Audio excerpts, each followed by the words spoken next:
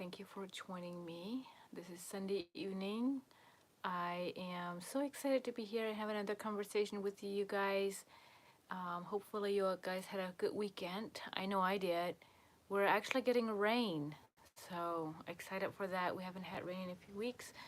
Going to wait to go until there's some people joining me. I know I'm a minute or two early that I would hop on, and if you're watching the replay, you can just move forward a few minutes and see where we kind of start a conversation. Um, Sometimes people hop on right away. Good evening, good evening. Good seeing you guys on. Welcome. Hi, Noah. Doing good. We're actually getting rain. Feels good. We haven't had rain in, someone said 3 weeks today that it rained last.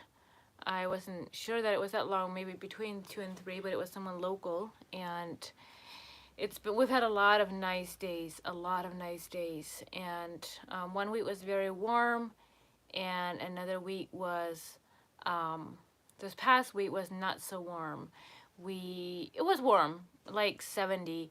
I worked outside a few days and it was just perfect. There were actually a little bit on the cool side a few times, like if you were out on, depending where you were at, if you weren't in the, and when you got a breeze, it actually felt cool. But then if you were working outside, it was just perfect. So had a lot of beautiful days, had a really good week. Not quite so busy. This next week looks more busy, which I actually like.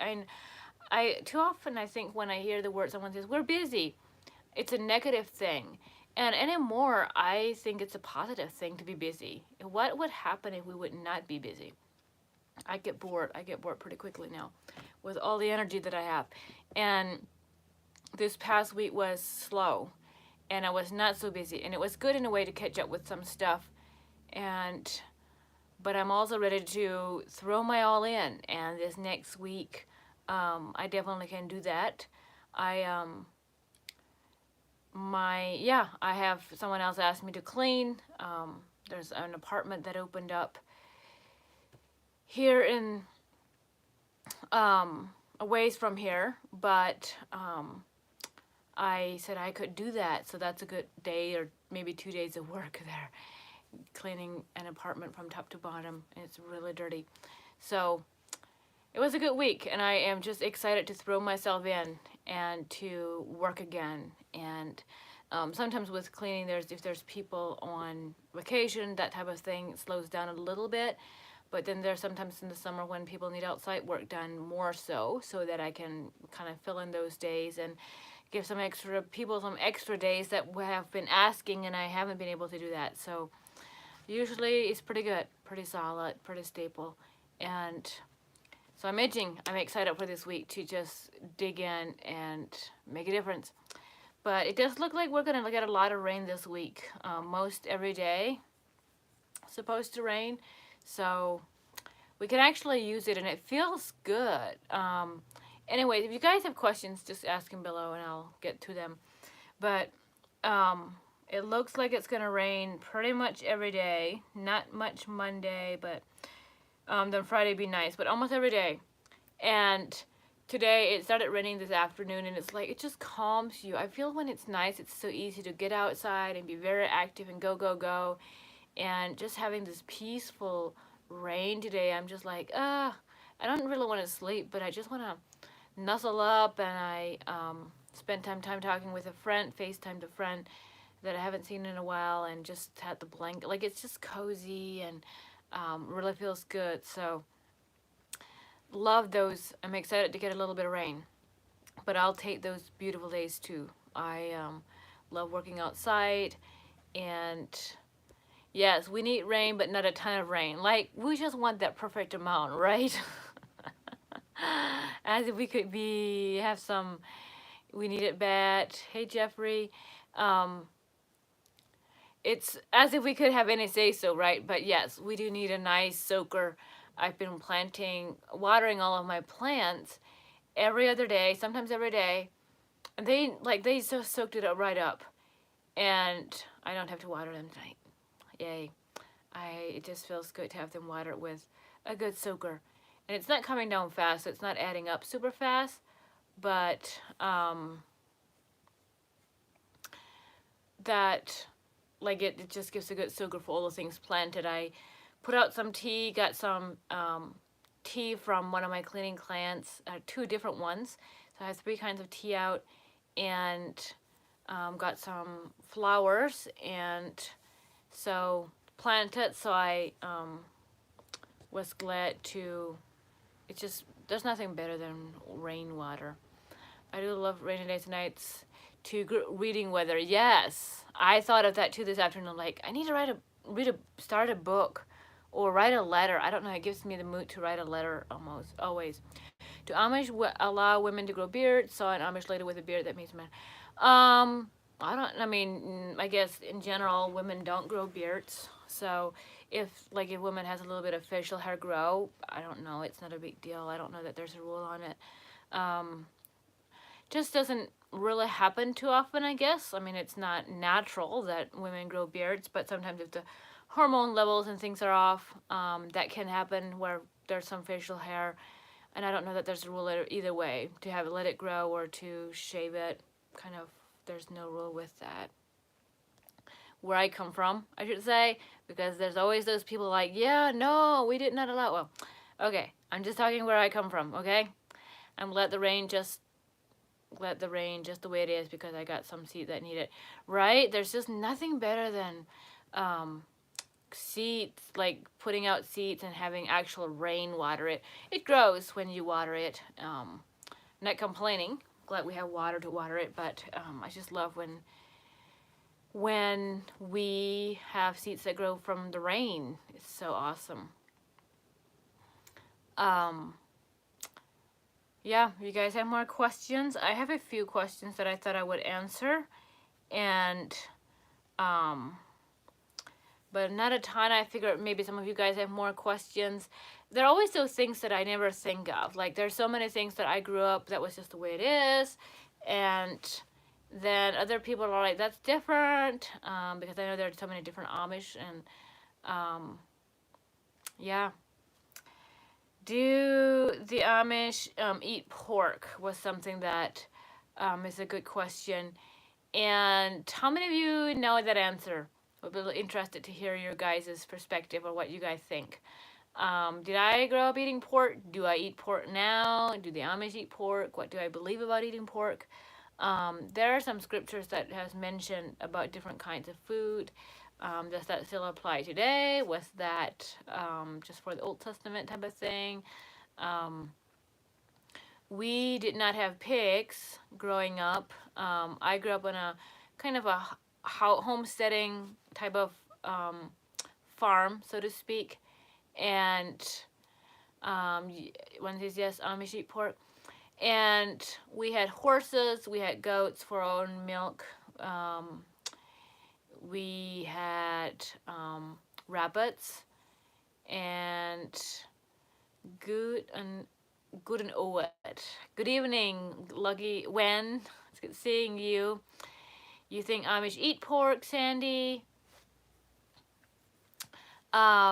Good guesses. Yes, good evening. It's good seeing you guys. Wen and Sandy, I haven't seen you in a while. I'm on here. I was so glad I could be on here, and I actually thought of it to post it too often. Sometimes I kind of forget it till the evening, till I'm ready. So, and we had rabbits, we had a dog and cats, and yes, we did eat pork growing up. That was a big part. So we grew some of our own meat, but actually quite a bit of our meat, there are other farmers that grew it. So there are Amish farmers that grow beef. And so like my grandfather grew a beef cow or two for meat. And he always had sheep. He had, so sometimes we would maybe buy a half of one. There are different farmers in the area, and then they might have a few beef ready to butcher, and then they'll let people know, hey, we have some beef, and do you want half of a beef or whatever? And then they take it to the local butcher shop, and my dad might buy a half of one. Or I know at one point we bought a whole one when there were so many of us, and it took a lot of meat.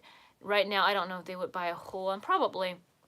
keep it in the freezer, have all kinds of cuts, hamburger, you know, um, hamburger chunk meat. We would can that. We would make bologna, and I don't know, all the different cuts. I can't think of someone right now. And then, and same with pork. We didn't never had like pigs our own by ourselves, but um, there were times when Dad would buy a pig or two by like a local farmer or at the local farmers market or like auction, or usually like the neighbors. I remember one time the neighbors came over and said they have a few pigs and they're ready to sell, they're ready for meat, and he thought he would give Dad the first chance. And so my dad would buy, a pig or two pigs and take them to the local butcher shop and get them butchered, and we would have all the cuts of bacon and pork and all the different cuts. Backstrap, I think is the thing. Um, so yes, we would usually keep hamburger or like different cuts of beef, different cuts of pork, different cuts of deer. My brothers go hunting, and so they have their freezers filled with deer sometimes. All the different cuts of deer. I know my brother got at least 4 last year. I want to say 4 or 5 this past season. And so they always have a lot of deer too, deer bologna and summer sausages and hot dogs. And so recently we had, the other Saturday night, we ate out, and there was some kind of hot dog made from pork, I believe. They said the word, but it was it had pork in it that they got gotten made. They were really good, and yeah, we mostly ate out of the freezer or canned for meat. A lot of it out of the freezer, but we also canned some. And then if the canning is so easy, if you forget to take it out of the freezer or something, run in the basement and grab a jar of canned meat. Nothing is easier than that. Super, super easy. Okay, yeah, you eat pork, Amish pork. Yep, yep. You are all right. I think all of you knew that. Probably guessed that or whatever. Guessed or knew. You've eaten dog and rabbit, but not cat. I don't think cat would. I don't know that. Does anyone eat cats? I wouldn't imagine so. I've had rabbit, wild rabbit. The rabbits that we had were kind of a responsibility for my younger brother, and then my sisters owned some, and they could feed them, and then they would sell them and get the money. Kind of a responsibility pet thing. So we would not eat those. But when my dad or my brothers went rabbit hunting, I've had rabbit a number of times, and it's okay. It's not my favorite thing in the world. I've not had. Was it dog that you said? Dog. I've never had dog meat. That sounds. Would it be like? What kind of like? I'm trying to decide what it would taste like. I don't. What does dog meat taste like? I have never had. I've had sheep and goat. We never butchered our own goats. That was something that we always said. Like, I want to taste goat meat, but not our own goat meat. We went from pork to rabbit to dog and cat. It's horrible, trust me. That's how it sounds to me. Thank you. I was just like, really? Yeah, I couldn't eat dog either. I don't know. Goat meat, we were always like, no, we don't want to taste goat meat. But then I finally was like, yeah, I would like to taste it, but not our own goats. And we would never have butchered our own pet goats, and or even like we milked 100 to 200 goats, so they weren't all necessarily pets, but we would not have butchered our own. But there was one time when my brother picked up some of somewhere. He got some goat meat, and it was okay. It wasn't as good as I figured. I was like, yeah, why wouldn't this be good? And it's okay, but not as I figured. Even I have had sheep. My grandfather butchered a few sheep, and that's okay. I think it was like made into kind of like hamburger style, and that was okay. Bear is fair. Yes, I've had bear. Bear meat is good. Elk. My uncles are very much into hunting, and so at one time when I graduated school from at 14, I um, cleaned house and did the laundry for my uncle. And he used to have this big bear bologna. It was like a sandwich size. And I would always love that with some cheese and like a sandwich. That was really good. Elk meat was really good. That, yeah, I love that. Deer meat. Um, sheep is okay. It's not the best in the world, but I've also had a lot worse. But I don't even know what's my favorite. Probably I still go for the ground chicken and ground turkey. Chicken has always been my favorite. And I love turkey stuff. Turkey is just awesome. I love turkey. And so I still go for the turkey and chicken in general, and also fish. I am totally love fish and a lot of seafood. So I would say the majority of what I eat is chicken, all the different cuts, turkey, and a variety of fish. Like I keep salmon on hand all the time, tilapia, um, cod. Yeah, I love fish, but I do yeah, beef, and then bear is good. Elk, is really good. Yeah, so many options. So many options, but I've never heard of the dog. Let's not even go there. A bear. Just went through here. Would you join as Amish church again? Like your problem. Would you join the Amish church again? I would not. Nope. I have left for reasons I do not feel it is scriptural. That what the Amish believe and practice is scriptural, and so I would never join the Amish again. Um, do I like some of their lifestyle? I love that they, just for instance, they garden. I love that they, hunt and fish for a big part of their own food, or they grow their own food for a big part.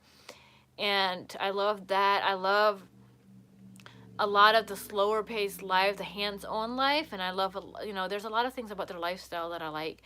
But when it comes to faith and beliefs and the things the why they practice some of the things they do, and the excommunication part, I would never ever join the Amish again.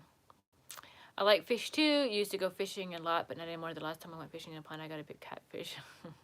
Did you eat the catfish?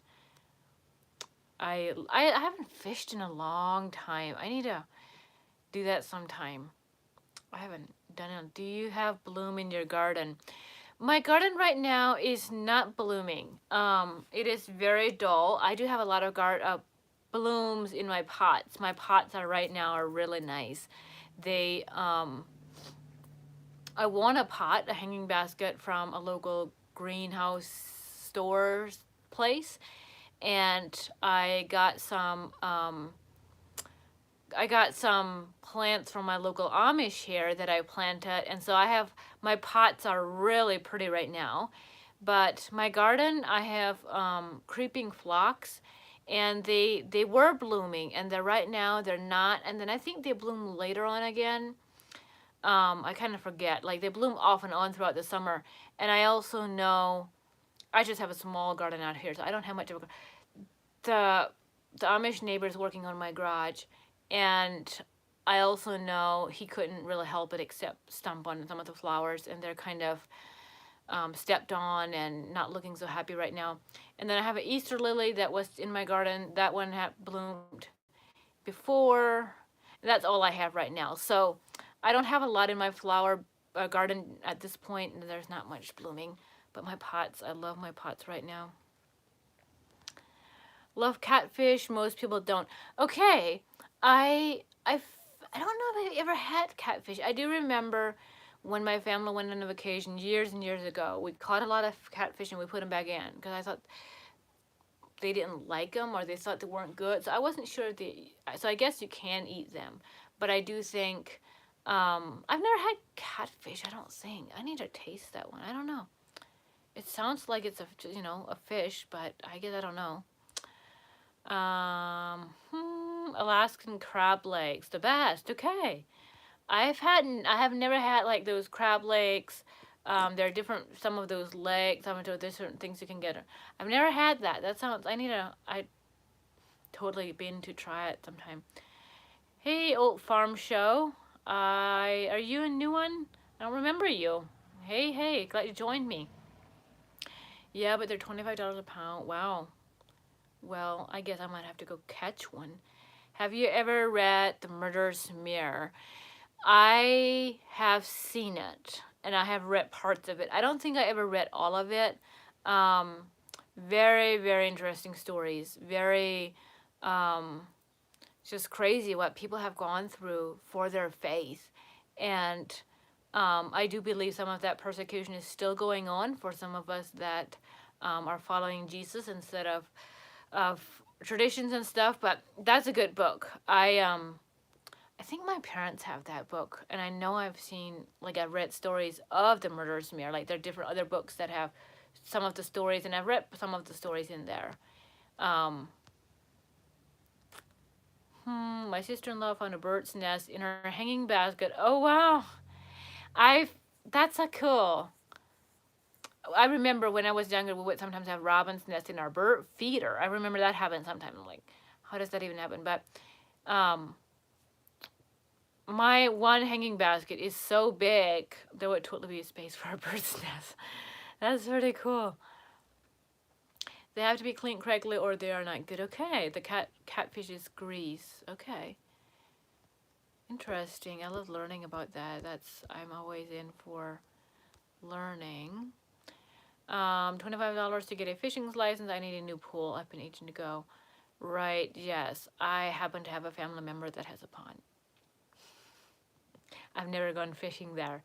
And I totally should ask him. I know I could fish. I need to do that. I have a brother that has a stock pond. And he rents the land out, so I don't know how that works, but I totally need to go fishing. And I could go to some, yeah, you're getting me started here. I am just not a big fisher. I know it's not as fun as it sometimes sounds.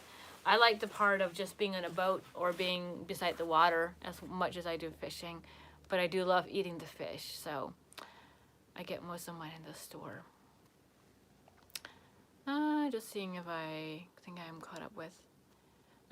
Do Amish, okay, yeah, so the Amish church only speak in German.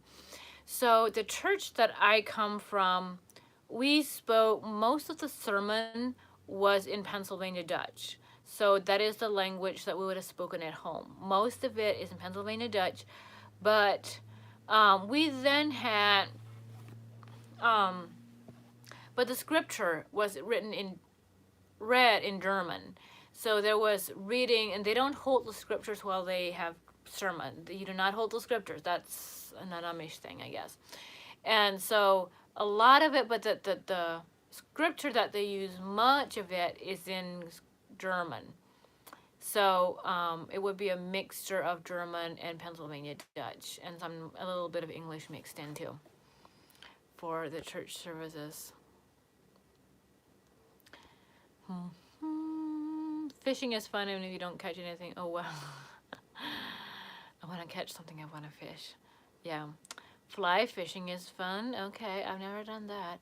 Bluebill and crappie are the best. I love bluegill. And there was another kind. So years ago, I went fishing with my brother. We had a line tangle, but a fish hook up in my ear. Oh, Dad said, whoever comes home with the, whoops. It went away. Tangle up any fish hook up in my ear. Dad said, whoever comes home with the first fearing, he will take out. Oh my gosh. Yep. Yeah, I love bluegill, the flavor of bluegill, and what is the other one that we have done quite a bit? Maybe it's crappie. It doesn't sound right. I know my brother caught a lot a few weeks ago, and I almost wanted to go to my parents just for fish, but I was there, but we didn't have fish that evening. Did you learn High German in school? Can you read Luther's Bible? So yes, I would have learned German in school. I don't know, is there a difference between High German and regular German? I should totally know that. I learned German. I think that's High German. I learned German in school. Most of it we did writing, like had an English word and then we would write it in German, and we would read some German. So I can read German. The Luther's Bible, like a German Bible, I can read it. I don't understand. I understand words here and there, but not enough that like. I can read a whole chapter, but I don't feel enriched by it.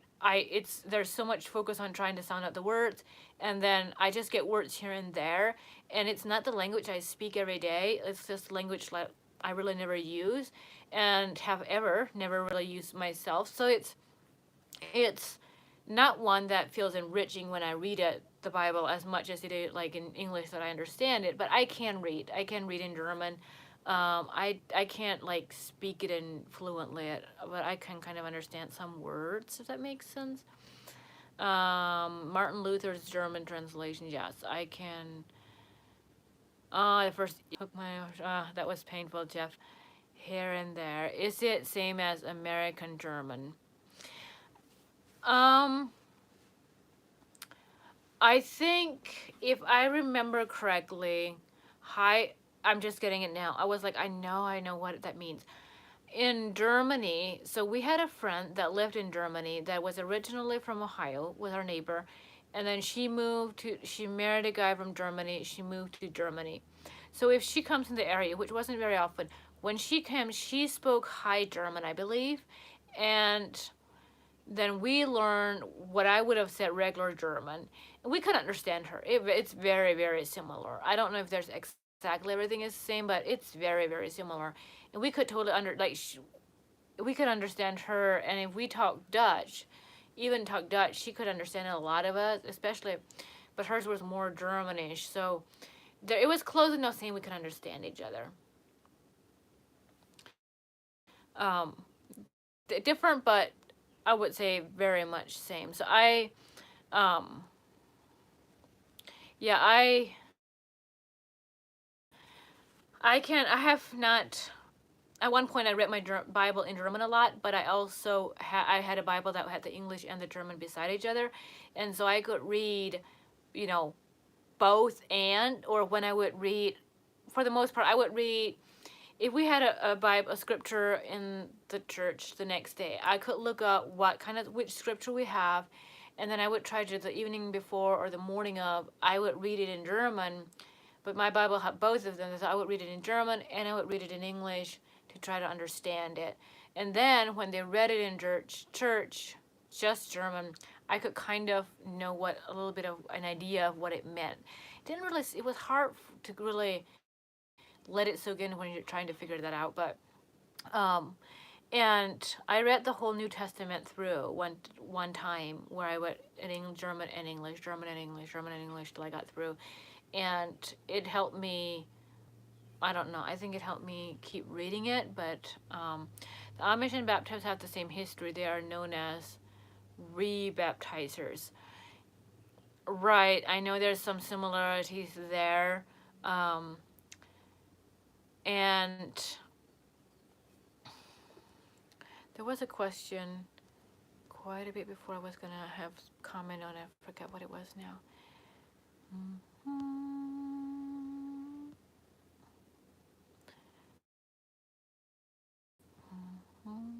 Oh, so that was the church that I come from, is where they do German and English, or German and Dutch.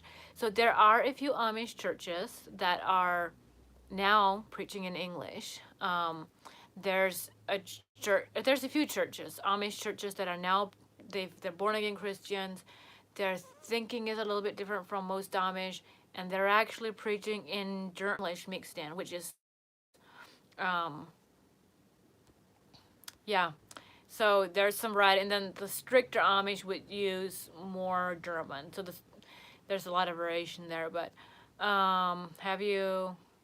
How about, have you ever read Unser Light, the story of the Amish? Um, there's one, Our People, the Amish, but that's probably a different one. Joe Kime, I think, wrote that. Unser Light, I don't think I've heard of that. Unser Light, the Amish People. Not if it's worded like that. I don't think I've heard of that. I would be interested in. Is it? Do you know where we can get it? Um, I'll need to make a note of that really quickly here. Unser Light. I'm gonna have word correction problems here. Story of the Amish people. I need to check that out. Do you know where you can get it?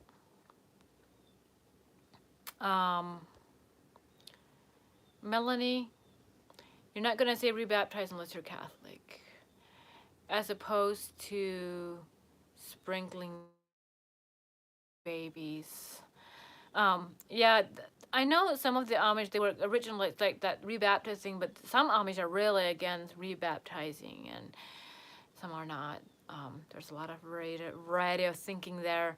Everyone has their own thing, but where I come from, they're very much not into being rebaptized, or they're very much, they just do the sprinkling because that's how the Anabaptists did because of the way they had to, and they believe that is baptism. And I feel that can be questionable. If you look up baptize in Greek, it is, it's a different word, I can't quite get it, but it means to be immersed. So there's different thoughts and opinions on that, whether sprinkling does count as baptism or not.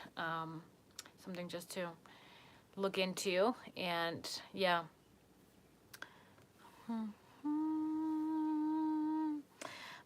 Do the Amish pay taxes? Yes. Where I come from, we totally paid all our taxes, just like everyone else. We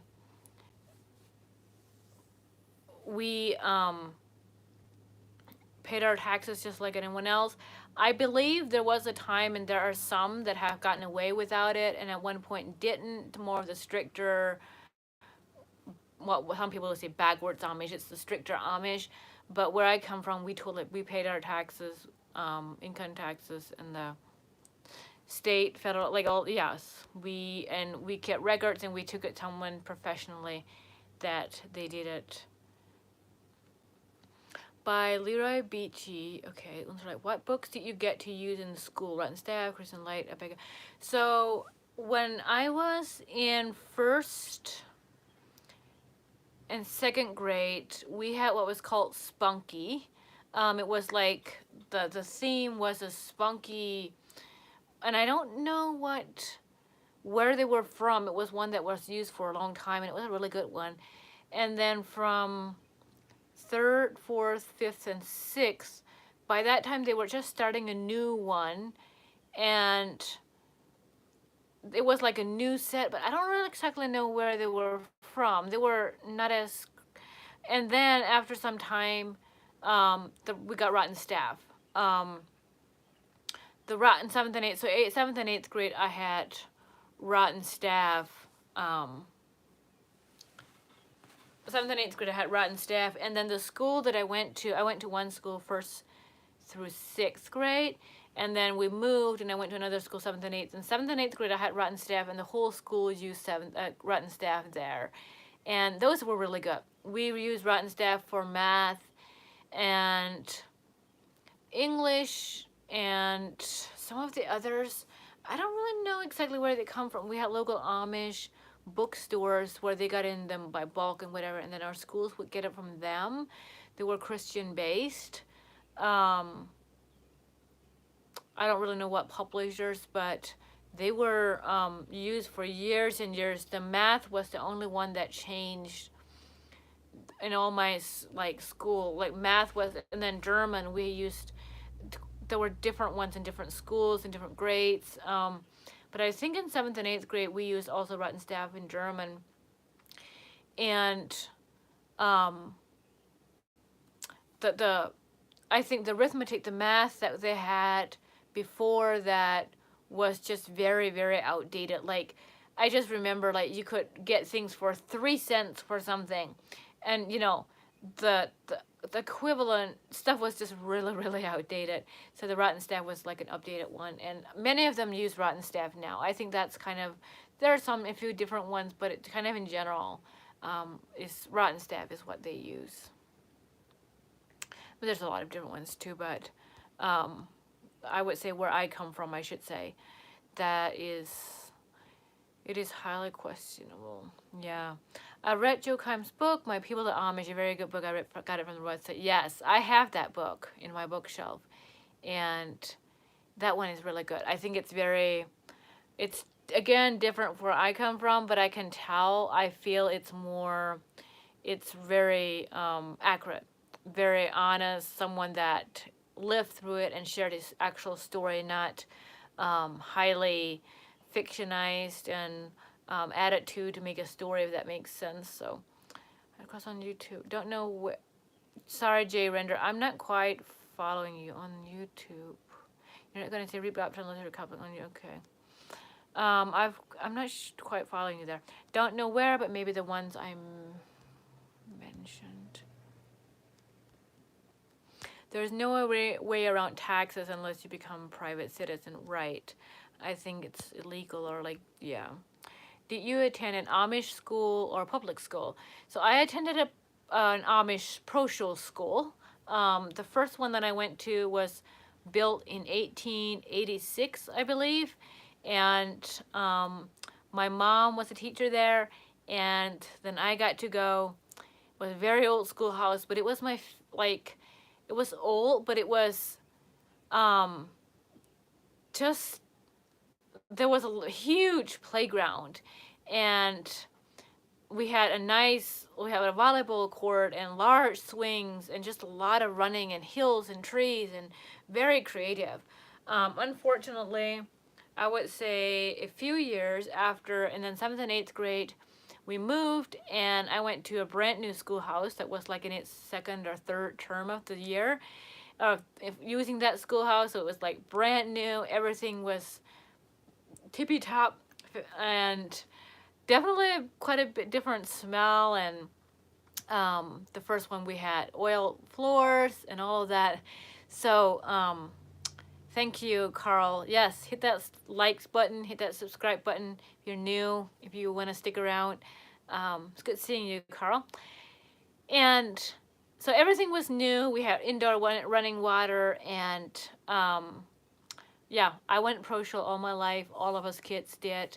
That was something that was what my parents chose for us, and I don't regret it. I really love school, and I really feel it was a good choice for us. A number of years after we moved, that old schoolhouse, they built a new one, and the whole school moved because the old one wasn't tight, and it was there were holes in the walls because it was brick, and some of the bricks were broken, and the windows were replaced at one point that were breaking, and it was just not, there was just too much things to fix, and it would have lost the, I want to say, what made the schoolhouse unique, and the owner of the land, and he did not want to like refix everything. They wanted to keep it, and so that schoolhouse is like quite a bit, probably close to 140 some years old. And so they built a new one in the neighborhood. And so I've actually visited that this past term. I stopped in the new schoolhouse there. I was curious to see it. And I stopped in the schoolhouse and visited the new school where way more modern, for sure. But there are some that that do go to public. And there's a few in our neighborhood that homeschool. It's up to each parent what they want to do. The doctor was about an Amish family who welcomed outsiders. The documentary, not the doctor. Document was okay. That's neat. Do most ex-Amish get their GED after leaving? I would say maybe half and half. There are a lot of my friends, ex-Amish friends, that did get their GED. I think it really depends what career you're looking for and what job you want.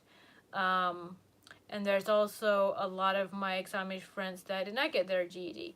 Yeah, it just depends what you want to do, what your goals are, what your career is. Do you need it? Do you want it? For some people, I've heard that it's really, really hard for them. And school was really easy for me. But yeah, I would say have and have. I've heard both ways. So I don't know that I could put a percentage other than have and have from what I know. Um, do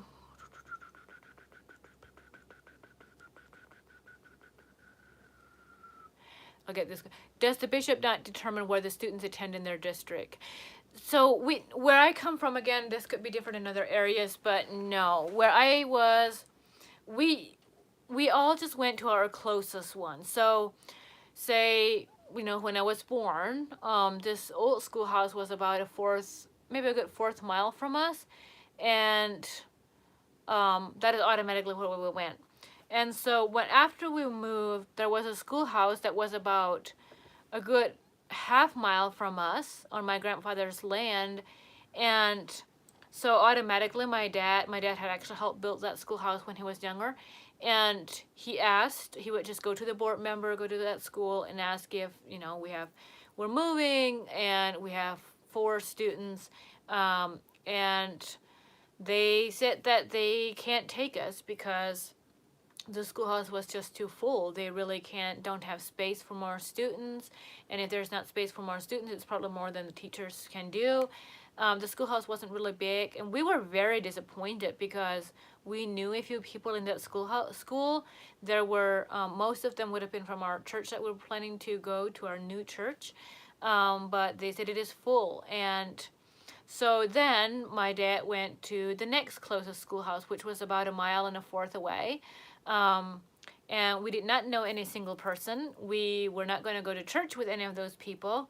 There were about 4 or 5 different groups of Amish in that school. So we went to school with, like, there were Dan Church, there were Tope Church, there was Old Order, and we were the only Old Order from our church. There were a few different Old Order, and there was a Mennonite, and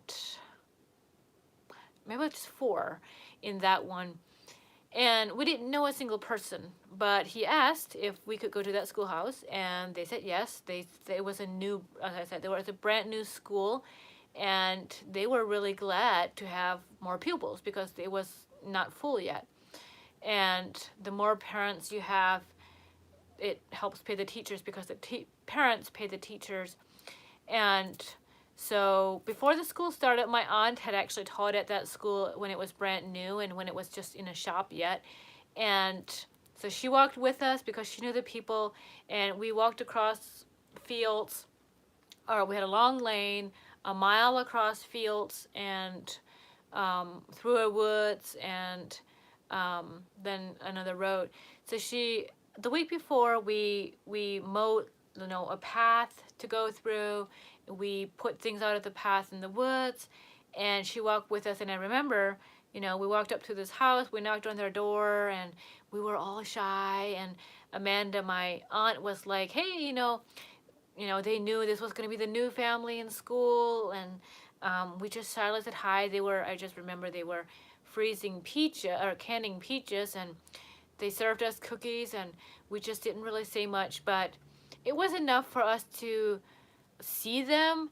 And then the following week, when school started, we got to the school, and it was new, but we had seen these few girls, and there weren't a lot of girls, and the school wasn't really big at that time. And in my grade, it was just one other girl, and in my sister's grade, there was just one other girl, and that was it. Like, there was just the 2 of us in the beginning. And so we made friends pretty quickly. And a few years later, we were really upset that we couldn't go to this other school that was closer. But after a few years, we were like, we're really glad they didn't let us come to that one because it was full. But we made these new friends, and it really worked out for us. And then after just a few years after I graduated, the newer one got really full because there were younger families, and the one that was closer got more empty because because of the way the neighborhood was. And so my younger siblings then switched to the closer one. So in general, you just go to the closest one. unless it's full, then you go to the next one. But the bishop doesn't. And same with if someone would decide to homeschool. There was a family in our neighborhood that decided to homeschool. I think mostly because there was no school really close, and it was a small first grader. But that's up to the parents. And same with public school. I think there's some bishop, but that wouldn't be so as supportive of public schools. But in general, it was up to the parents what they wanted to do, where they wanted to send them to school, and to make that happen, and so forth. Noah says I was public school, switched over to the Amish school, but I ended up going to another school that was further away, and I was very nervous the first morning that I went because I didn't know anyone. Know the feeling. Yeah, it's nerve-wracking, but you probably made friends, right? Okay, let me go up to, again, just like, do you have nieces and nephews yet? And how many cousins do you have? Yes, I have a few nieces, no nephews at this point, but I have 2 nieces. And how many cousins? I think I have 40 cousins. I think it's right on the dot. 40 cousins, and my grandmother would have 51 grandkids, and I think they're right around 20 great-grandkids now. So if we all get together on mom's side, there's right around 100. Yeah, you made friends. Always, right? Yep, hit that like button. I was baptized twice, once as an infant, and I chose to be baptized as an adult. Yeah, I love that. I think it's good to make that choice, personal choice. The documentary on YouTube by the British broadcast Amish's Secret Life. I don't think I've seen that. About 30 years old. There's a show where people try to live an Amish life overseas, but only clips are available here. Oh, that's too bad. You can't see all of it. School was very hard for me. I always knew something was wrong with schools.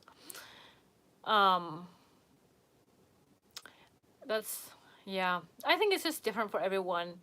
School, like some people it's really easy, and some people it's harder. It really makes a difference. Yes, Civilla, it's very dry. We really need the rain. Hi, Civilla. It's good seeing you on here. Yes, the rain is good. Congratulations. Maybe because of the niece? Yes, I love my nieces. Thank you. Can you name all your cousins by name? I think I can. I do know all of them. I have a cousin Erma. So there's a few same ones like that. I was not necessarily named after anyone, but there was a girl named in the neighborhood. It's not as hard as you would think. Our family has about 35 and we can name them. Yep. I think it depends if you know them and if you see them. I could not name all of my cousins' kids because I haven't seen some of them. I don't think I could name all of those. But my cousins, yes, I totally know all of my cousins for sure. And I couldn't name all of them. I have twin cousins that they're identical twins. And if I would spend a whole day, when they were younger, and I would spend the whole day with them, I could sometimes tell which one is which, but I don't see them often enough. They're like a good hour away, and just seeing them like here and there, and they often dress same, and I don't know the difference. Do you know much about Wisconsin versus Yoder allowing the Amish to go till the 8th grade? But Wisconsin, I do not. I want to reread that one. Do you know much about Wisconsin? As far as I know, like all of the Amish just go 8th grade. I think there's a few in this area There's one place that I know of that some occasionally get their GED more than 8th grade. Um, but I don't, I mean, legally, you have to go till 8th grade or until you're 14. So I don't know the difference. Is there something going on that they don't allow them to go to 8th grade? Because I don't. Um, Now I want to say, I don't know, second cousins, and I don't know if I could name all of those. But first cousins, yes. I grew up with them, not super close. They were about 40 minutes to an hour away with a taxi driver, so like 20 to 30 miles from me. But we still, I know the feeling. We have 3 twins in the family too, and I have to ask my son which one is really your son. Is it your grandchildren? Probably. My father left school at 15. Yeah, that happens. Um, in the Amish community, even if you graduate at 13, like I graduated at 13 because of where my birthday was, but then I had to go until 14. But I know they have since changed that. I don't know much about Wisconsin versus Yoder's. Was Amish. I don't know much, but Wisconsin versus Yoder was Amish fighting for their rights to not send kids through high school and pull them out after 8th grade. So it's an ongoing issue. I didn't realize that. I need to look into that. It would be interesting. I do know that when Amish pro schools started, there was a big, they fought and they went through a lot of legal stuff to be able to get us to have just 8th grade education. Like that was a big whatever. They fought hard. And I remember in the teachers meeting and the parent meeting, they would very much encourage us to not take it, like to really go all of those days. They're like not. There was no way around not going till they were 14. Like they were very strict because they were like, we don't. We fought for that, and we don't want to. We don't want to have our privileges taken away. There's a journal called JPS, Journal of Amish and Plain Anabaptist Studies. The Wisconsin thing was in the 60s. Okay. That was maybe the one that I was thinking then. I think that was years like the 70s or 80s. That would make sense. I've heard of that a little bit. Kind of the only thing, Wisconsin versus Yoder was a lawsuit where the Amish got the right to stop attending school after completing 8th grade. It was decided in 1972. Okay, yes, that would make sense. I did not know it was Wisconsin versus Yoder, like that specific, but yes, I just know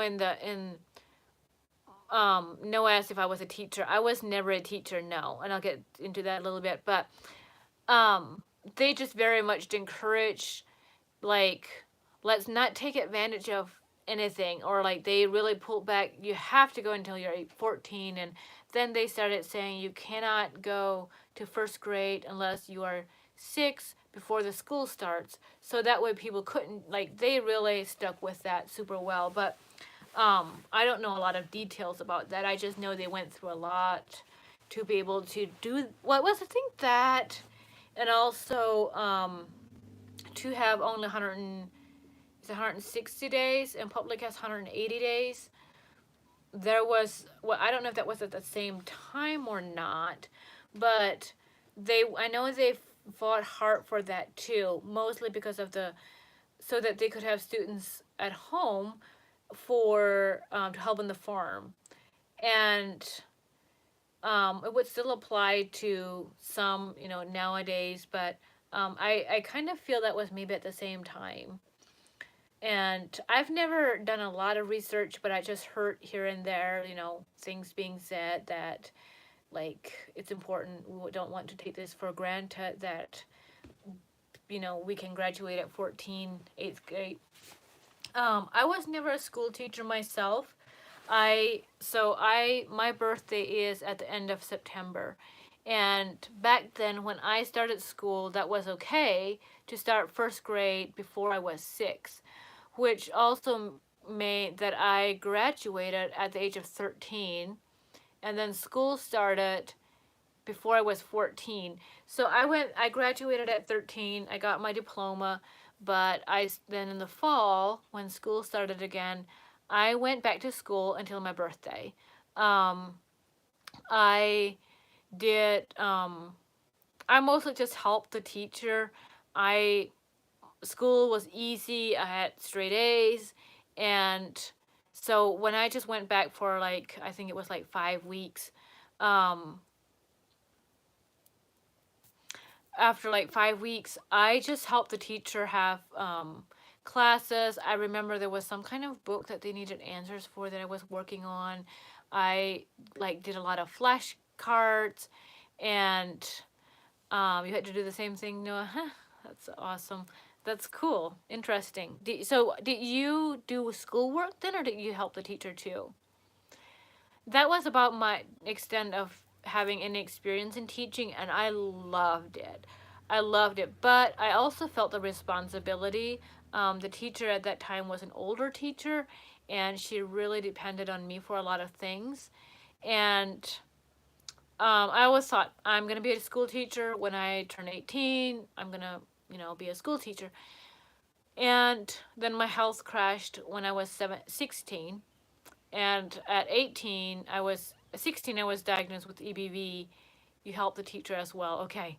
That's cool. I think it's a good experience. And I'm looking back, I was really glad I did. My 8th grade year wasn't that the best. And going back those 5 weeks was amazing. So it really ended my school, like school, in a really positive way. Um, but at 16, I was diagnosed with Epstein-Barr virus, and just my system crashed with autoimmune disorder.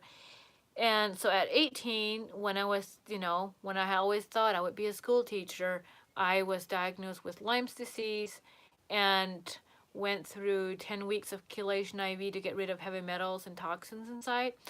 And I was barely able to take care of myself. I was like all I could do to get a spoon to my mouth at one point, and I just had a lot of pain. So no thought of school teaching, and I remember it was something I had to grieve, the fact that I couldn't, be doing those things when I wanted to. And now I just got my health back in the past 5 years, and I cannot be a school teacher when I'm not Amish. Amish school teacher when I'm not Amish would not work so well. So I've kind of let go of that. It is something I always wanted to do. My sisters have all. I'm trying to think. No, they have one, two. They have Some of them have taught school. Two of them are currently teaching next year, and they both taught this past year. Some of them have taught 8 to 10 years of school. So my teachers, heard a lot of school stories. I still hear a lot of school stories, but yeah. And I think even now, to substitute, I would probably have to dress Amish. I don't know. That would be cool though. I love teaching, and I love kids. So I think, yeah, God just had other things. God had something way different than I ever would have guessed or imagined or wanted even. Um, Sorry, I missed the first hour. I'm going to sign up for all the notifications, but didn't get enough to go. Did you click on the notification bell, which I guess you did if you have notifications? Yeah, you'll just need to go back afterward and listen to it. Sorry about that.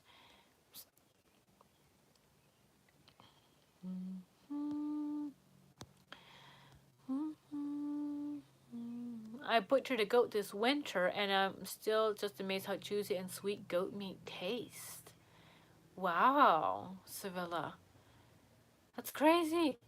Ooh. Now I'm curious. The city I live in demands everyone file a tax return even if you're not receiving income. Interesting. I did not do taxes when I didn't have income, but that's interesting. What was your favorite part of school? What was my favorite part of school? Um, I would say, I love recess. Softball and volleyball were my favorite. The first few years, the thought that comes to my mind was playing in the creek.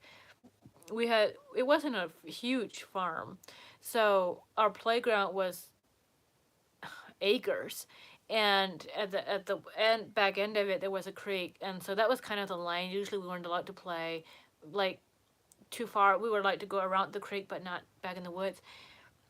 And we played around the creek many times, especially in the summer. We wade in the creek.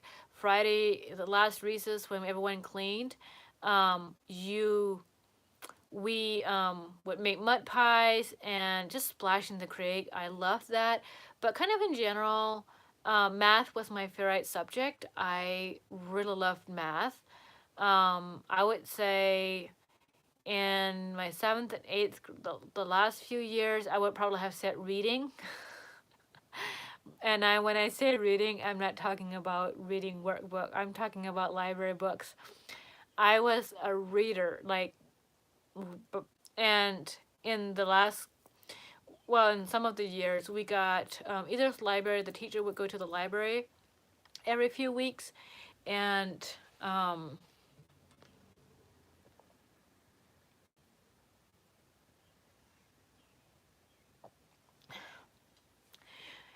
so we would have new books, and sometimes we would have the bookmobile come to our school, so we were allowed to go on the bookmobile and say each get 3 books or something. And I read, what sort of books or authors did you read? I like the Harvey Yoder. Um, I know I read quite some of the Nancy Drew. It's like the lady version of Hardy Boys, and I grew kind of tired of those because it was like a mystery and then they solved it in every book. So I was like, I know what's gonna happen. I always preferred the true ones. The true ones that were where people like lived a whatever way of life and then they came to know God and they changed their life. Like that was my favorite. I'm trying to think of authors specifically because I've read a lot of books since to Pablo Yoder. I remember reading Sylvia Tarna. I forget, I don't know her last name, but she actually spoke at our school one time, and so that book is interesting. Mostly like true storybooks was my favorite. Like just things that actually happened that had a lesson in it. Um, I have a hard time thinking of more like actual authors. 'Cause I knew where the true storybook section was. um, I know like Nancy Drew it was some like whatever if I didn't know. Yes, God Knows My Size, liked her book too. Yes, I read that one. God Knows My Size. Trying to think of who wrote that. God Knows My Size. Was that Sylvia? Was that her friend? I think that was her friend. Sylvia's friend that wrote that. I know I read that one too. Yeah. That's kind of like I love reading. I would say favorite math was my favorite subject. Reading, I love being the teacher's helper. I was usually done with my work early in the day, and so I was able to check books, like do. Okay, maybe it was Sylvia. Um, do check check first and second grade when they handed in their books. I could check that, and I love that.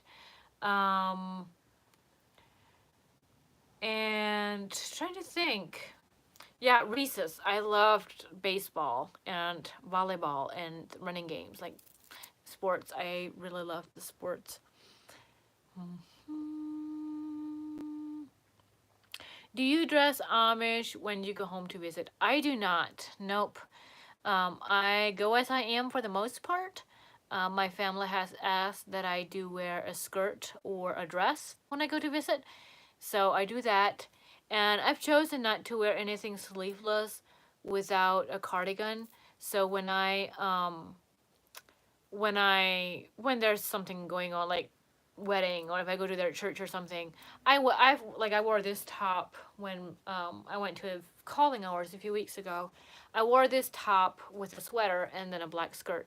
So I always wear a skirt or a dress and um, a cardigan if I wear something sleeveless, but most times, and then I haven't worn earrings like this to go. I know they've seen me in earrings. I'm not sure if they were here or if I went somewhere. Most times and say if I go to a calling hours, I might wear like a little necklace, but not anything big and chunky. I do wear, but yeah, I can go to my parents anytime I want to, and I just wear a skirt or a dress and something with sleeves, and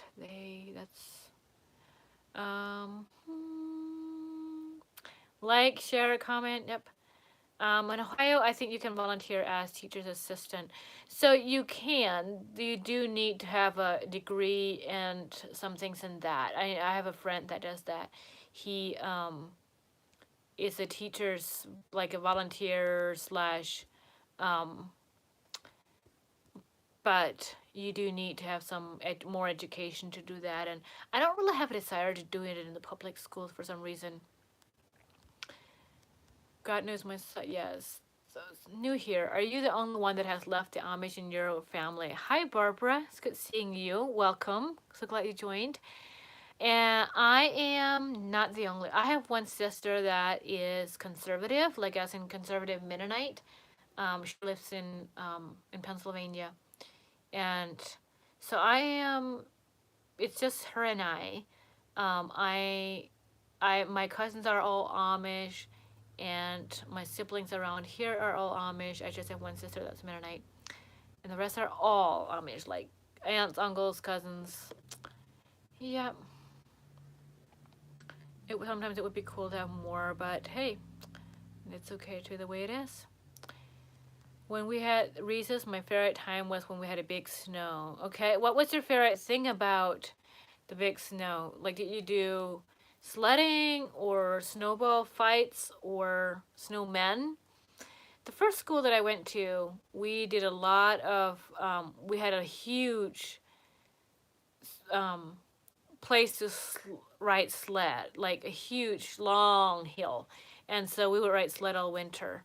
They would make a big snow file and we would slide down, probably a snow pile, and we would slide down. That's cool. Snow is a lot of fun if it's played nicely. You dress English. Yep, I dress English. I am not Amish. You wouldn't want to work in the public schools. I kind of agree with that. They would take us to a hill, but now the hill got destroyed. Aw. Yeah, the second school that I went to, we did not really have a hill, and we thought that was bad, but we played a lot of running games, and we had a lot of fun. We really had a lot of fun. I think I am caught up with the comment. So, how do Amish stay cool in the summer was the other question that I had. And keep your questions coming. I love this. This is so much fun. I love just sitting here and chatting with you guys. It feels kind of dark, but I guess it's because it's raining. And how do they keep cool in the summer? So most of the time they get used to it. You just get used to it. I actually have not used my air conditioning to this point. Usually I put the air conditioner in when it gets really warm. And then I think for one is the way they even built their houses. I know when my parents built their house, they built the house that in a way up, the porch was in the front of the house. Like the circulation through the house is very important. I know some of our the windows that were to the west are slightly tinted. You don't really see it, but it's enough to help with the sun. Like opening your windows at night and then closing them when the sunshine, closing them as soon as the sun shines on, closing them and closing the shades. We had shades on all of our windows where the sun shone. So in the morning, it was from the east. We would close those shades, and in the afternoon we would close the other shades, and then open the windows in the east, and like kind of regulating through that. Um, our basement was partially underground, and then the other part was had a porch, which really helped a lot with the sunlight shining directly on it. So our and then oftentimes in the summer we would move to the basement. Like we had a finished out basement, and so it was just cooler to live down there and to have our little living room and the kitchen downstairs. And they don't anymore. My sisters just don't like it. Um, but so there are things like that. My parents have a lot of fans going to keep the circulation going, knowing where to put the fans. There again, you can suck out warm air at certain windows sometimes. Um, there are some that can have air conditioners, like window air conditioners that run off of solar. And so there are some that do that. And yeah, there's, I think for one, your body gets adjusted to it. It's surprising how well your body gets it. And I actually don't like using air conditioning too quick. But I do use a window air conditioner. I don't have air conditioning like a AC built in or anything here where I'm at. So I use a window air conditioner, and I usually have to get someone to put it in, and I have not yet put it in. I wait till it's warmer, and then usually by mid August or so, I'm done with it. Um, but there are different ways, like yeah, fans. My parents use a lot of fans with 12-volt batteries, or depending how it is, they might run a generator if they're running a lot of them at one time. Um, Drinking a lot of water, a lot of hydration, and it's surprising. I think also they wear clothing like they don't. It's this battle. If you actually wear some clothing and you don't get your skin burn as much of your body, if you get your skin burn, you actually keep in the heat. So if you wear, say, a thin something, even in the sun, and then when it's actually cooler that way, and then if you get into the house, you don't have that warmth, like you're not heating yourself up. That actually makes a difference too, and I like good color. I got this, sun yesterday, and I love it. But at the same time, I'm like, yeah, this is heat. There's heat here where I got like a little bit burned, and um, so lots of ways. If we would be working outside, we would sometimes the coolest place. You can live without AC. It's no big deal, and you don't waste energy. Our coolest place was in the can cellar because it was all underground, just one door in from the inside. And I remember there were times when my brother would, or we would like, he would sit in the a little bit down there if they were kind of overheated or something. But yeah, it's a lot what you're used to, and then just small ways like that. Because I know my brother bought a home that was not built by Amish, and their home was so warm. And it was like he said, it's the way it's built, the where the sun shines on.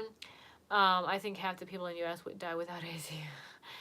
um, the way the circulation. You live in Florida and use a fan most of the summer. Yeah, I actually have an old farmer that I work for. They have an old 100-year-old house. They don't have AC in the house, and he said he didn't like it. As a farmer, he preferred not having AC when he's working out in the field. And then he came in. He didn't want to be cold, and they just use fans, and they're now in their 80s and 90s, and um, it they use a lot of fans, and they have trees around their house. You will stay colder in a long sleeve shirt than a short sleeve. That's true. It just is. Even though we still like our short sleeves, but they also have trees around the house, and again, their house is built too that it's made for without AC. That just really, I can cool down at work anytime that I want to because we got two big coolers to go into, but they're about too cold, I bet. My dad worked at a produce place where they had those big coolers, and he sometimes wore like, a sweatshirt, and it was, yeah. You find your ways, I guess.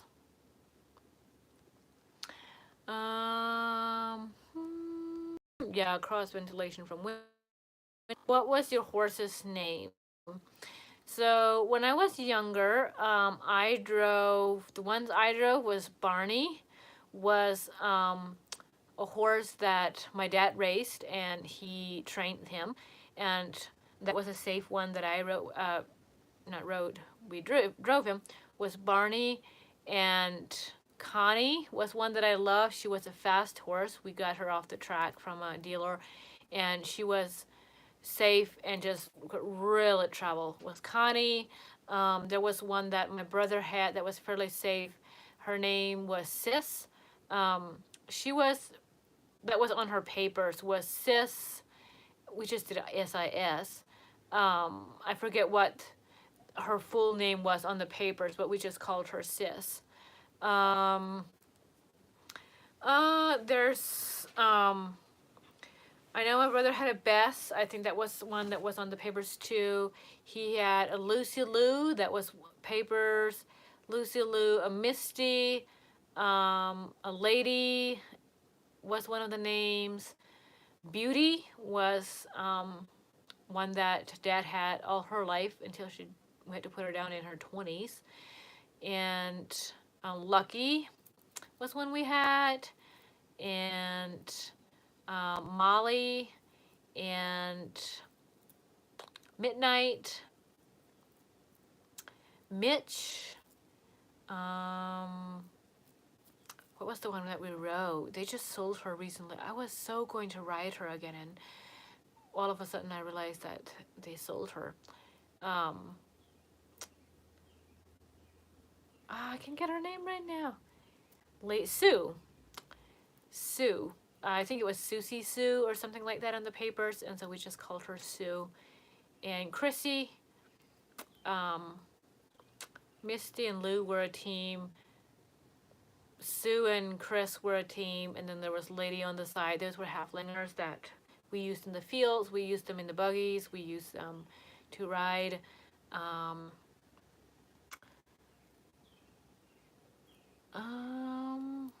Brenda. My brother had a Brenda. Should have named one Simon Menno. My family would say Simon and Menno are people names. But, yep, that could be. I had a horse that was named Secret. Now I have a horse that is named Banjo. Cool. Secret. We did learn one thing. If we named them Sue or Lou, Lou was so sensitive. Very, very sensitive. And so sometimes in the buggy we would say, hey, Lou, like to get her attention, she would stop. And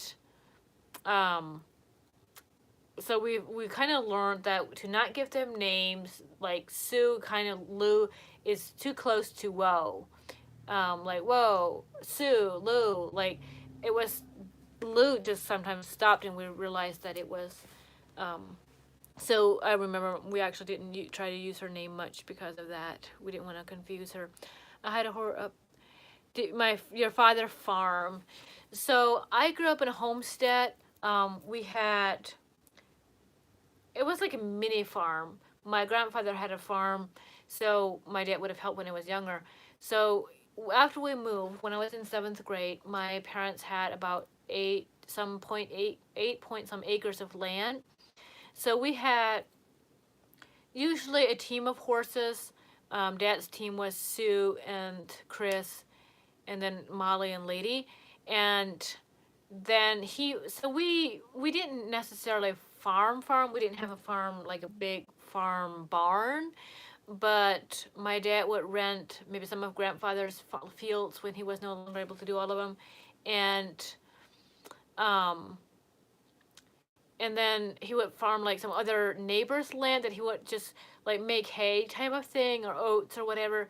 So I did get like a little bit of experience in making shocks and thrashing and making hay and baling. I didn't bale, but loading up hay. And my dad would, but he used halflingers, which was the smaller horses, and we never had a cow. My parents decided to go with a goat when they were married, so we always had goats to milk for our own milk. So there again, we had our own milk, but we didn't have a cow. We called it like a mini farm. We had a team of horses, and we had our own milk, but it was the mini animals, the halflingers, and a goat instead of a cow. So kind of a mini farm. Um, I really enjoyed working in the fields, and we would help my grandfather too. And um, Dad sold his horses and his field stuff for the most part because of his age. He would still be able to do some of it, but um, that was kind of more of a, in a sense, it was more of a hobby. Like that was never his full time thing. He always had a job, and then that was for evenings and weekends. So it was more of a hobby thing than an actual farm. Did you make your own cheese? Not too much. So there was a time around 5 to 7, maybe 7 years, that we we milked a herd of goats, like 100 to 200 goats, and we sold the milk to a local place, like where they pasteurize it, and so they sell it in our local stores. So that would have been kind of a farm. We had between 100 and 200 goats. I remember bottle feeding 129 kids at one point, and I helped quite a bit with the milking, not so much with the kids. So that would have been kind of, that again, kind of like a farm, but it was goats, not cows. It was different, kind of mini farm. Um, we did not have chickens. When I was really little, we had a few chickens and we had pigs, but I barely remember anything. And but growing up, like we didn't have chickens. We didn't have we had pet rabbits. We had a dog or two on just outdoors, and yeah. So I think I got some experience with farming, but we didn't necessarily live on a farm. Um, my grandfather lived on a farm, and so when I was little, we got to help him too. So I really enjoy that farming stuff, but I would never want to be an actual farmer. It's a lot of work, and you're very tight down, and yeah, just not necessarily. No, are they our cousins? Are the horses our cousins? That's cool. We had one generation. My dad got a horse from when he like from home, and then we had that horse's daughter and that horse's daughter and son, like all the generations until um, there were no more. The female couldn't have colts, and the Barney was the male one. Um, his two sons, we had to sell the one, and the other one had to be put down. So during that time when we milked those goats, we always had a lot of milk. We made like ricotta cheese, and Dad got some cheese made somewhere. So I don't think we made the cheese ourselves. I remember we made butter at one point. We had an old barrel, and we put it on a pulley with a motor, and we made butter. And we make ricotta cheese. I don't know, Mom still makes ricotta. They still have goat milk. So I don't know if they have. I love ricotta cheese, and I'm guessing they still make it from time to time. But we didn't necessarily make hard cheese ourselves. We just put the milk somewhere to get it made. But I have had goat cheese quite a bit. Still want a farm. Homesteading. Yes, homesteading is, I mean, for that. Pet rabbits, not rabbits for food. Correct. We had pet rabbits, but we did not eat our pet rabbits. They have passed too many laws to own a farm at this point. Yeah, the farming has definitely come down quite a bit. There's not as nearly as many farms anymore. Even in the Amish culture, the church that I come from, there is one guy that milks cows in their whole church as a farmer. And then there's one that sold his cows and he still does the farming, like the land part of it. But there's just not a lot of farmers around, even in the Amish community, not nearly as much, I should say. It depends on what type of farm. It disappeared. It depends on what type of farm you're just as tied down having a career or your own business. That's true. That's true. What type of farm? In my mind, I think when I think of real like hardcore farming, you're milking cows every morning and evening, and we milk goats, which was every morning and evening, and you're tied down. I know that by experience. We lost a lot of farmers in Indiana, as well as a lot of it had to be doing. They disappear too fast.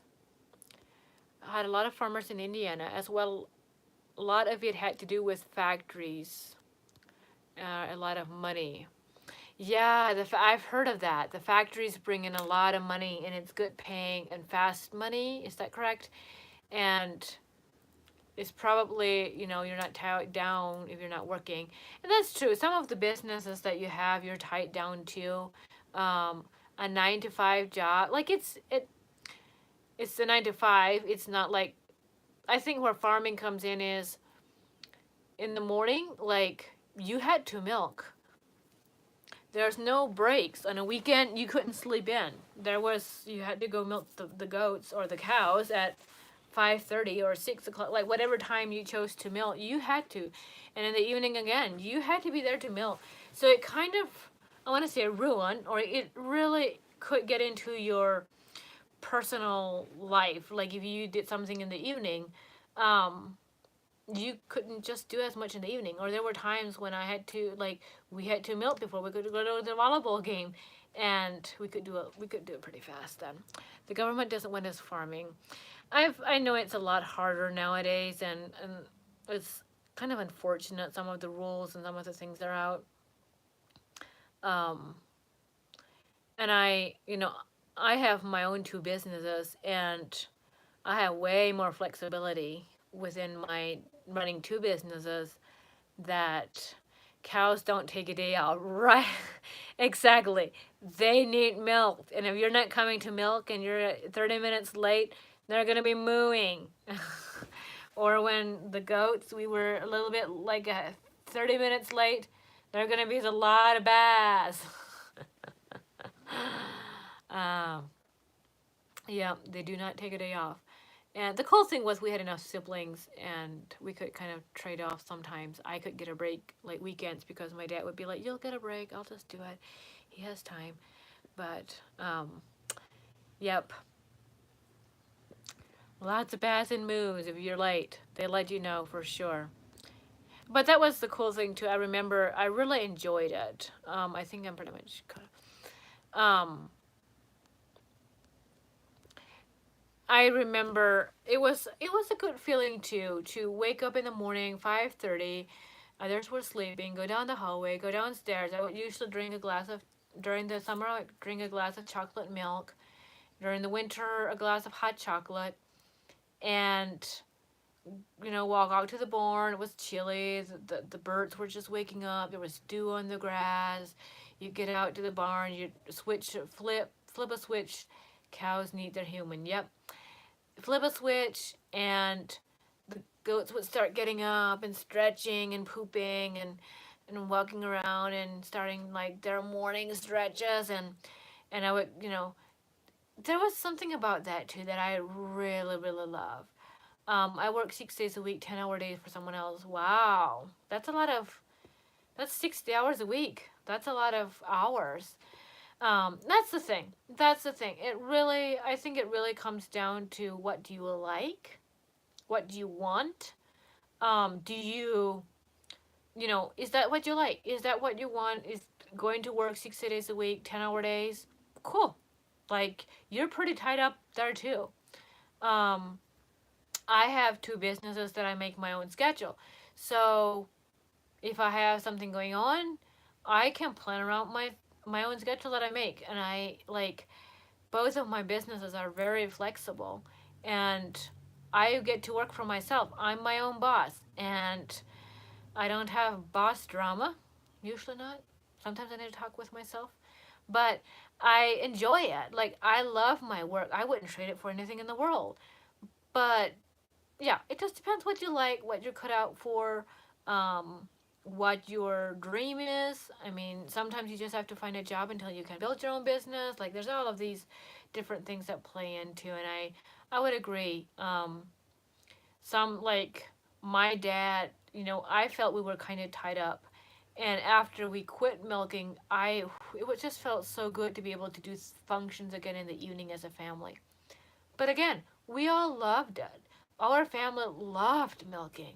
There were many times like we did not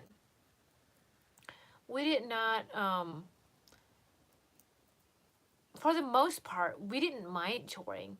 And there were times when my brother would be like, "Hey, can I wash the dishes and one of you go chore?" And we were like, "Yes." You know, we love the animals.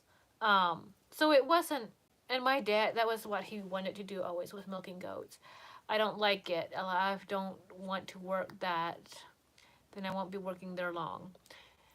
You know, yeah, you got to do what you have to do. If you don't like it, they say if you find work you like, you'll never work again. And that is what I find. What I am doing, I love with all of my heart. And so I'm not, I don't have a reason to like it's not work. Sometimes I'm like, how is this even a job? How is this even work? I clean houses part time, and I work for some mostly older people that are like my grandmothers and grandfathers. The job that I'm working, I was working over 10 hours a day. I finally got burned out, so I'm working only 8 hours. Way to go! Yeah, not getting burned out. I think making boundaries and knowing how much we're willing to do and not do is important. What are you willing to sacrifice to do what you love, and how prioritizing. Yeah, it's all in prioritizing things. Um, so most of my cleaning places are like my grandmother's, and or I'm really good friends with them. And one of the places like this last week that I cleaned, I they aren't always there. Some of them I just go in and clean, and to me that's therapy. I shut off my phone, or sometimes I'll listen to music with my headphone and or earpiece, and it gives me quiet time for 4 hours, 3 hours, whatever. I'll just get quiet time, and I love that. I'm like, how is this work? Cleaning is therapy to me. And same with my supplements and beauty products that I sell. I love health, and I love that people are like finding their health again. They're some of them are able to get jobs again after not having jobs, and um, some of them are just their skin is so much better. I get messages constantly of people improving, their weight is coming down, or their blood sugar or their blood pressure, or they have so much more energy, they're so much happier. Like I talked with a lady this last week, and she was like, I'm just so happy. And so um yeah, I agree with you, and I got help. Yes, that is, I love your story, Noah. I'm just amazed at how much you have improved. I'm just trying to keep paying rent. Yeah, yeah. That's why sometimes we just need to have a job to pay rent, right? And that's not a bad thing either. How do you say happy birthday in Dutch? We always just said, if someone had a birthday, if I give my sister a call, I'm like, hey, happy birthday. Like, that's just how we say it. Um, happy birthday. Happy, we didn't have a different word for happy.